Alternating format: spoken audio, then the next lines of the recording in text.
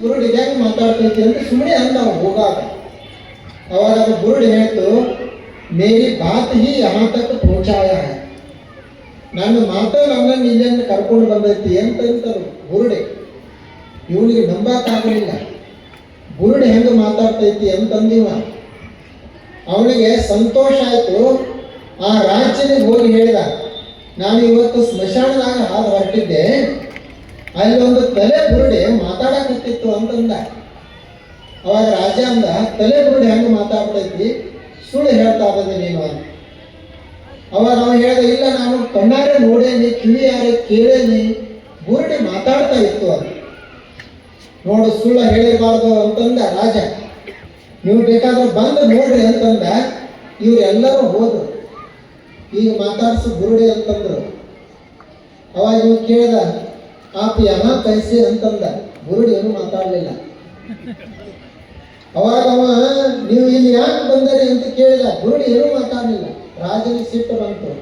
ನೀನು ರಾಜನಿಗೆ ಸುಳ್ಳು ಹೇಳಿಸಿ ಬಿಟ್ಟು ಮಸಾಲೆ ಕರ್ಕೊಂಡು ಬರೋದೇನು, ಬುರುಡೆ ಎಂದರೆ ಮಾತಾಡ್ತದೆ. ಅವಾಗ ಅವ ಹೇಳ್ದ, ಇಲ್ಲ ಸುಳ್ಳು ನಾ ಹೇಳ್ತಾ ಇಲ್ಲ, ಮೊದಲು ಮಾತಾಡಕತ್ತಿತ್ತು, ಈಗ ಯಾಕೋ ಮಾತಾಡ್ತಾ ಇಲ್ಲ ಅಂದ. ಅದಕ್ಕೆ ಸಾಕ್ಷಿ ಯಾರು ಅಂತಂದ ರಾಜ. ಯಾರೂ ಇರಲಿಲ್ಲ. ಅವಾಗ ರಾಜ ಅಂದ, ನೀನು ಸುಳ್ಳು ಹೇಳೋದಲ್ಲದೆ ಮತ್ತು ಅದನ್ನು ಪ್ರತಿಪಾದನೆ ಮಾಡ್ತಾ ಇದ್ದೀ, ಇದಕ್ಕೆ ಶಿಕ್ಷೆ ಏನು ಅಂದ್ರೆ ನಿನಗೆ ಗಲ್ಲು ಶಿಕ್ಷೆ ಆಗಬೇಕು ಅಂತಂದ. ಅವ್ರಿಗೆ ಸೇವಕರಿಗೆ ಹೇಳಿದ್ರೆ, ಇವನಿಗೆ ಗಲ್ಲು ಶಿಕ್ಷೆ ಹಾಕಿ ಇವನ ತಲೆ ಬುರುಡೆಯನ್ನು ಆ ಬುರುಡೆ ಹತ್ತಿರ ಚೆಲ್ಲಬೇಕು, ಉಗಿಬೇಕು ಅಂತಂದ. ಅವರಿಗೆ ಗಲ್ಲಿಗೆ ಹಾಕಿ ತಲೆ ಬುರುಡಿ ತಂದು ಈ ಬುರುಡೆ ಹತ್ತಿರ ಹೋದ್ರು. ಅವಾಗ ಈ ಬುರುಡಿ ಕೇಳಿ, ತಾಪು ಯಹಾ ಕೈಸೆ ಅಂತ ಮತ್ತೆ ಮೊದಲಿಂದ ಅವ್ರು ಕೇಳ್ತೀವಿ. ಅವಾಗ ಇದು ಗಲ್ಲಿಗೆ ಹಾಕೊಂಡು ಬುರುಡಿ ಬಂದಿತ್ತಲ್ಲ, ಅವನು ಹೇಳ್ದ, ಮೇರಿ ಬಾತ್ ಹಿ ಯಹಾ ತಕ್ ಪಹುಂಚಾಯ ಹೈ, ನನ್ನ ಮಾತು ನನ್ನನ್ನು ಇಲ್ಲಿ ತನಕ ಕರ್ಕೊಂಡು ಬಂದೈತಿ.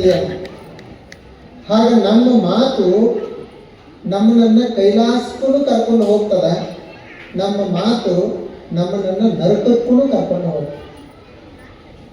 ಆದ್ದರಿಂದ ಬಸವಣ್ಣವರು ಏನು ಕಲಿಸಿದ್ರು ಅಂದ್ರೆ, ಮೃದು ವಚನವೇ ಸಕಲ ಜಪಂಗಳೆಲ್ಲ, ಸದು ವಿನಯವೇ ಸದಾಶಿವನ ಒಲುಮೆ. ಮೃದುವಾಗಿ ಮಾತನಾಡಬೇಕು, ವಿನಯವಂತರಾಗಿರಬೇಕು, ಮುಗಿದ ಕೈ ಬಾಗಿದ ತಲೆಯಾಗಿರಿಸು ಕೂಡಲ ಸಂಗಮ ದೇವ. ಇದರ ಅರ್ಥ ನಾವು ಕೈ ಜೋಡಿಸಿದೀವಿ, ತಲೆ ಬಾಗಿದ್ವಿ ಅಂದ್ರೆ ನಾವು ಸಣ್ಣವರಾಗ್ತೀವಿ ಅಂತಲ್ಲ. ನಾವು ಯಾರಿಗಾರೆ ಹೆದರಿ ಕೈ ಮುಗಿಬೇಕಾಗಿಲ್ಲ, ನಾವು ಅವರಿಗೆ ಹೆದರಿ ತಲೆ ಬಾಗಿಸ್ಬೇಕಾಗಿಲ್ಲ. ಅದು ನಮ್ಮ ಸಂಸ್ಕೃತಿ. ನಾವು ಬಹಳ ದೊಡ್ಡವರಿರಬಹುದು, ಆದರೆ ನಾವು ತಲೆ ಬಾಗಿಸ್ತೀವಿ, ನಾವು ಕೈಯನ್ನು ಮುಗಿತೀವಿ. ಅದು ನಮ್ಮ ಸಂಸ್ಕೃತಿ ಅದ, ನಮ್ಮ ಸಭ್ಯತೆ. ಅದನ್ನು ಬಸವಣ್ಣವರು ನಮಗೆಲ್ಲರಿಗೂ ಕಲಿಸಿದರು. ಅವರ ಒಂದು ಕಾರ್ಯಕ್ರಮವನ್ನು ಪೂಜ್ಯರ ಒಂದು ನೇತೃತ್ವದಲ್ಲಿ ತಾವು 20 ವರ್ಷದಿಂದ ಮಾಡ್ತಾ ಬಂದಿದೆ.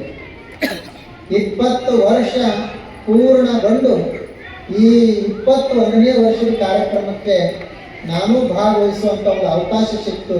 ಭಾಳ ಸಂತೋಷ.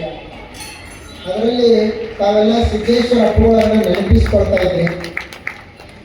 ಅವರಂತೂ ನಡೆದಾಡುವ ದೇವರವರು.